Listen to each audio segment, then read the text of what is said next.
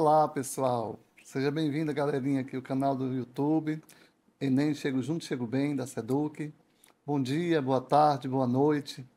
Independente da hora que você está vendo, o importante é o estudo, né? Meu nome é Caetano Freitas, sou professor de matemática da SEDUC. Estou lotado atualmente na CRED 1, sede Maracanaú. Vamos falar um pouco hoje na nossa matemática sobre probabilidade, tá? Teoria da probabilidade. Então, o que nós temos aqui? Teoria da probabilidade é o campo da matemática que estuda experimentos e fenômenos aleatórios. Através dela é possível analisar a chance de um determinado evento ocorrer. Quando ele fala experimentos aleatórios, são coisas que não podem ser determinadas, tá? Coisas que não podem ser previstas. Que é diferente quando eu tenho, por exemplo, se eu conheço a distância entre duas cidades e sei que velocidade um carro vai percorrer sua velocidade média, eu posso calcular o tempo com precisão. Então, esse evento não é um evento aleatório, é um evento determinístico, eu já tenho certeza que eu consigo fazer o cálculo, tá? Então, o experimento aleatório é aquele que não é possível conhecer resultado que será encontrado antes de realizá-lo. Que tipo de experimentos aleatórios nós temos aí que nós podemos analisar? Lançamento de um dado, lançamento de uma moeda, retirada da carta de um baralho, né, com 52 cartas, retirar uma bola de uma urna, que seja numerada de 1 a 50, são eventos aleatórios. E na atualidade, né, a gente está falando muito aí de inteligência artificial, a probabilidade também está ligada à inteligência artificial. Então, a probabilidade é muito usada nas diversas aplicações da IA, a detecção dos conteúdos, né, que é gerada, a previsão de tendências, a tomada de decisões em áreas como a medicina e as finanças. E, além disso, tem outras aplicações variadas, né? Posso verificar, por exemplo, um texto. A gente tem aí a questão do texto, da autoria dos textos, que podem ser testadas pela IA, né? Tem software que detecta se o texto foi construído por IA ou não, se é autoral ou não. Então, ele vai verificar aí a sintaxe, o estilo. Você pode calcular a probabilidade de sobrevivência de paciente com câncer, analisando os dados e imagens do tumor, fazer previsões com a previsão do tempo, né? Identificação de padrões em dados financeiros, modelagem estatística combinando as técnicas estatísticas tradicionais com os algoritmos de aprendizado de máquina. Então, isso aí é a probabilidade já na atualidade, né? Já fazendo parte dessa nossa realidade. E aí, lembrando um pouquinho, o que é esse experimento aleatório? Os experimentos aleatórios, eles produzem resultados possíveis que são denominados espaços amostrais. O espaço amostral possui subconjuntos denominados eventos. Na verdade, o que é o espaço amostral? O espaço amostral é o meu conjunto, é o meu todo, é o meu 100%. Então, por exemplo, quando eu lançar um dado tradicional com 6 faces, né? Eu tenho aí o espaço amostral, os números de 1 a 6. E a quantidade de elementos que tem esse conjunto, né? Que eu chamo isso aí o tamanho do meu espaço amostral. Eu chamo isso aí de N, né? No caso, a gente usou aí o ômega para determinar o espaço amostral. Tranquilo? Então, vamos lá. E eventos? Eventos são subconjuntos. Que subconjuntos nós temos quando a gente lança um dado? Eu tenho números ímpares. Se eu quiser saber quantos números ímpares, né, tem no dado, tem 1, 3 e o 6. Números maiores que 2, nós temos aí 4 números, né? O 3, o 4, o 5 e o 6. É claro que a gente está trazendo aqui de forma bem simples, né, esse exemplo, para a gente poder adentrar um pouquinho e chegar um pouquinho numa parte mais aprofundada, tranquilo? Vamos lá. Então, assim, tamanho do evento. Percebe que o evento, esse subconjunto dos números ímpares, tem aí o tamanho 3, porque tem 3 elementos. Já do subconjunto evento dos números maiores que 2, nós temos 4 elementos. Tranquilo? Vamos nós. Então, como é que eu faço para fazer o cálculo da probabilidade? O cálculo da probabilidade, na verdade, é uma divisão que pode ser representado através de uma fração, né? Que pode ser escrita com casas decimais, de forma fracionada mesmo, ou em termos percentuais. Então, na verdade, a probabilidade é uma comparação entre o subconjunto dos meus casos favoráveis com o meu conjunto, com o meu todo, que são os casos possíveis. Tranquilo? Então, vamos em frente aqui. Em outras palavras, né, a gente faz aí esse cálculo, né, fazendo o número de elementos do evento, né, o tamanho do meu evento, sobre o tamanho do meu espaço amostral. a minha parte sobre o meu todo, o meu subconjunto sobre o meu conjunto. Tranquilo? Vamos nós? E aqui a gente tem um exemplo, né? Foi dado na página anterior, falava aí dos números ímpares, do lançamento de um dado. Nós temos 3 números ímpares, e aí a gente faz esse cálculo dessa probabilidade. Se eu lançar um dado, qual é a probabilidade de que a face que fica para cima seja o número ímpar? É 3 para 6, né? Eu tenho 3 chances entre 6 possíveis, né? Eu posso fazer até a redução dessa fração, dividindo tudo por 3, eu fico com 1/2 ou 50%. Tranquilo? Vamos lá. Primeira questão, uma questãozinha simples, né? A questão geralmente é um formato mais tradicional, mais de treino mesmo. E mais adiante a gente traz algumas coisas sobre o SPAES, estilo SPAES, SAEB e Enem, tá bom? Então, um jogo consiste em lançar 2 dados justos de 6 faces. Se a soma do valor for 7, o jogador vence. Qual é a probabilidade de o jogador vencer? E aí tem as opções.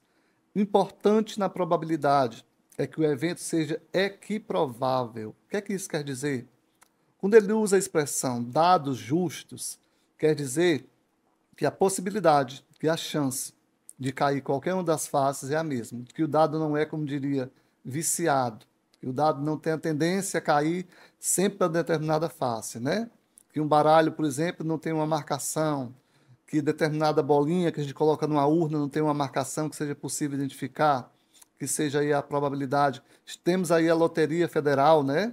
Tão visada e tão desejada por muitos. Então as bolinhas têm que ter o mesmo peso, têm que ser as mesmas dimensões, para que tenha a mesma possibilidade ou a mesma chance de sair qualquer número, tá bom? Então vamos nós. Se nós temos aqui o dado, né? O nosso espaço amostral, que é o nosso todo, total de combinações quando eu lanço 2 dados, 1 e 1, 1 e 2, né? O primeiro dado cai o número 1, o outro cai o número 1 também. E eu tenho aí, eu posso fazer, elencar todas essas duplas, mas eu posso também fazer uso do recurso que a gente já conhece na análise combinatória, que é o princípio fundamental da contagem, né? Eu tenho 2 eventos. O evento número 1, que é o primeiro dado, eu tenho 6 possibilidades, do 1 ao 6. E o segundo dado também tem 6 possibilidades, do 1 ao 6. Então, quantas duplas eu posso formar com esse dado, né? Então, usando aí o princípio fundamental da contagem, ou o princípio multiplicativo, que a gente usa na análise combinatória, 6 vezes 6, 36. Eu tenho 36 duplas, né? E dessas 36 duplas, o meu evento, o que é que eu estou procurando? Estou procurando quando a soma dessas duplas for igual a 7. Tranquilo? Então, nós temos aí as duplas elencadas, aqui descritas, né? Temos aí 6 duplas, 1 e o 6, o 2 e o 5. Repete ali o 3 e 4, e o 4 e o 3, porque eu tenho, considerando que eu estou lançando o primeiro dado e o segundo dado, né? E no inverso, depois o 4 saiu no primeiro, depois saiu no segundo. Tranquilo? Então, eu tenho 6 duplas que somando dá 7. Nosso espaço amostral aí tem um tamanho de 36 e o nosso evento tem um tamanho de 6. É só comparar agora, né? Usando aquela fórmulazinha que a gente viu na tela anterior. E aí eu tenho uma comparação de 6 para 36. Posso simplificar essa informação, né? Dividindo tudo por 6, né? Vai dar 1/6, tá bom? Pode fazer a divisão também, ficar em casas decimais, ou transformar isso em termos percentuais, tá? E o nosso gabarito aí é o item B. Tranquilo? Vamos em frente. Mais uma questão aqui do SAEP, que é de Pernambuco, né? O SAEP é semelhante ao nosso SPAES, aqui no Ceará, é semelhante ao SAEB, que é do governo federal, que é aplicado, né, às turmas de terceira série, ali pelo mês de outubro. Então tem assim: um professor de matemática distribuiu os alunos de sua turma em 13 grupos diferentes para apresentarem um trabalho. Para determinar a ordem das apresentações dos grupos, ele colocou em uma urna 13 cartões idênticos, numerados de 1 a 13, e foram sorteados aleatoriamente. Aleatoriamente, novamente colocando a questão justo, equiprovável, que não haja uma intenção de tirar determinada bola ou de identificar qual a bola está sendo tirada dentro da urna, já que a pessoa não está vendo. Então ele pergunta qual é a probabilidade do primeiro cartão retirado, né, da urna ser um número maior que 8. No caso aí o cartão não está identificado, não está marcado. Que números, né? Primeira parte, Primeiro espaço amostral, nós temos 13 números, o tamanho dele aí é 13, né? Nosso evento são os números maiores que 8, nós temos aí o 9, o 10, o 11 e o 12, tá certo? E aí temos o tamanho do espaço amostral, que é 13, o tamanho aí do nosso evento, né, do nosso subconjunto, que é 5, faz aí o cálculo aplicando na fórmula, 5 sobre 13, né? E já vemos ali a opção, que é o item B. Tranquilo? Vamos nós. Então, é isso, né? Vamos para o item 3, a questão 3. Já vem um pouquinho a tabela, já pode vir um gráfico, pode vir uma tabela, pode vir algum tipo de informação, já agregando aí as competências, né? As outras informações entrelaçando nas questões. O que é que diz aí? Observe o resultado de uma pesquisa na classe de Júlia. O que é que nós temos aí nessa tabela? Temos notebook e alunos, temos aí informando que tem 18 alunos com notebook e 12 alunos sem notebook. E qual é a pergunta, né? Qual é o comando? Escolhendo um aluno dessa classe, ao acaso, qual a probabilidade de que ele tenha computador? É que nós temos aí nosso espaço amostral, o nosso todo, o nosso 100%. Eu vou somar aí o 18 com o 12, são 30 alunos nessa turma, tranquilo?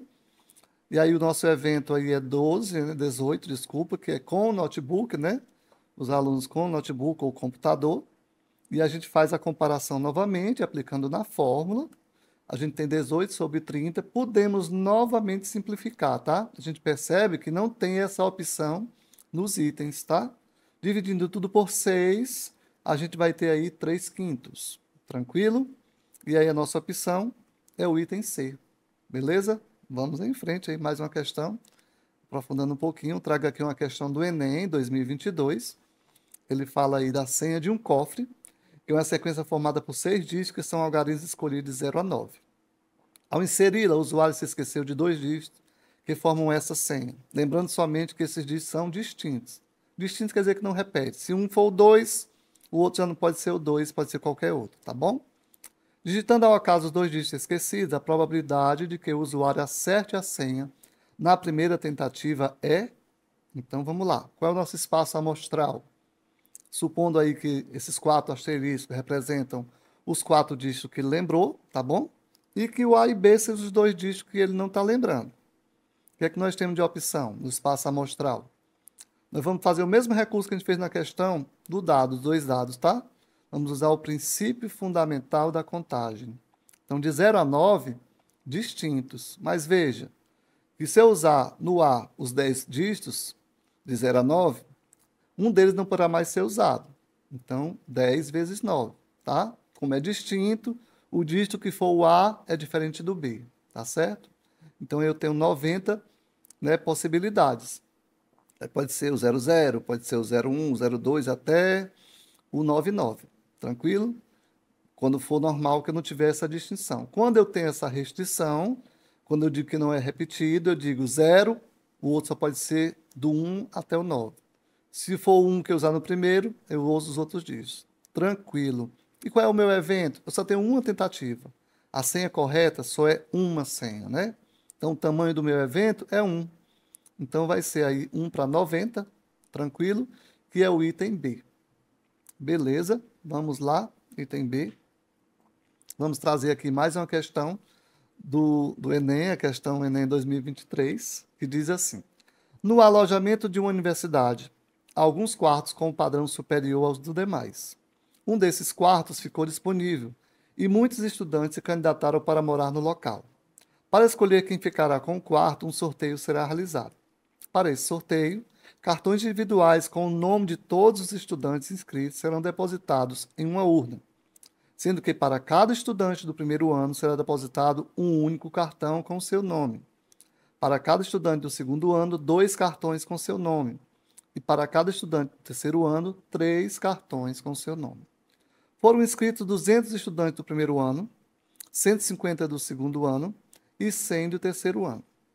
Todos os cartões têm a mesma probabilidade de serem sorteados. Novamente, né, a informação que vem dizendo aí, um evento é que provável, todos têm a mesma chance, né? E aí ele vai colocar aqui perguntando qual é a probabilidade de o vencedor do sorteio ser um estudante do terceiro ano. Primeira coisa que a gente vai calcular, o espaço amostral. Para quem percebeu, que os estudantes, por série, têm um peso diferenciado, né? Nos cartões que vão estar aí nessa urna. Primeiro ano são 200 alunos, repito ali, que é só um cartão para cada. Segundo ano são 2 cartões, então 2 vezes 150. Terceiro ano são 3 cartões, então 3 vezes 100, né? Somando tudo aí dá 800. Eu vou ter 800 cartões dentro dessa urna, tá? E o nosso evento, que seja do terceiro ano. Quantos alunos, né, do terceiro ano a gente tem? Tem 100 alunos, mas lembrando que a gente vai usar aí 300 cartões, né? Já que cada aluno do terceiro ano tem 3 cartões com o seu nome. Então, comparando aí os dois conjuntos, né? O subconjunto 300 com o meu todo, com o meu 100%, que é 800, a gente simplifica, pode cortar aí os zeros, tá bom? E temos aí 3 oitavos, que a nossa opção aí é o item E. Tranquilo, vamos adiante. Mais uma questão aqui do Enem 2024, a questão 6. E ele fala aí sobre uma empresa com 425 funcionários. Resolve sortear numa festa comemorativa uma bicicleta entre os funcionários que têm filhos. Olha aí, para quem gosta de praticar esporte, para quem gosta de andar de bicicleta, é uma oportunidade, né? Dos seus 425 funcionários, 68 não têm filhos. 153 tem um filho, 119 tem 2 filhos e o restante tem mais de 2 filhos. Tranquilo, aqui a informação por enquanto. E aí vamos seguir. Cartões com um único número impresso serão distribuídos a funcionários que têm pelo menos um filho. Cada funcionário receberá no máximo um desses cartões. A gente já sabe que vai participar do sorteio apenas os funcionários que têm filhos, tá? Nosso espaço amostral vai reduzir um pouco. Aí a pergunta, o comando. A probabilidade de a bicicleta ser sorteada para um funcionário que tem exatamente 2 filhos é? Primeiro vamos calcular o nosso espaço amostral, o nosso todo. Apenas os funcionários com filhos. Como já foi dito no texto, que 68 não tem filhos, a gente reduz aí o nosso espaço amostral, subtraindo de 425 funcionários do todo, fica 357, e vão participar desse sorteio. E o nosso evento, né? Exatamente 2 filhos, né? Então, quantos têm exatamente 2 filhos? E aí tem a quantidade, né? Que foi informada no texto, 119. Novamente, a gente faz a comparação do subconjunto evento 119, né? Com o meu todo, com o meu 100%, 357. E aí o cálculo, tá? Que a nossa opção é o item C. Tranquilo? A gente faz aí a transcrição, só confirmando aqui essa informação, né? De que o item D, tá bom? Fazendo uma correção no item que pegou aí o item C da questão anterior. Tranquilo, pessoal, é isso. Eu espero que vocês tenham gostado, né? Que vocês estudem, aprofundem mais os estudos sobre probabilidade. São estudos muito importantes, muito recorrentes, conteúdo no Enem. Façam um pouquinho uso também da análise combinatória, que está ali conversando com a probabilidade, os estudos de estatística, que faz parte aí da competência 7 do Enem. Valeu, galerinha. Obrigado. Abraços.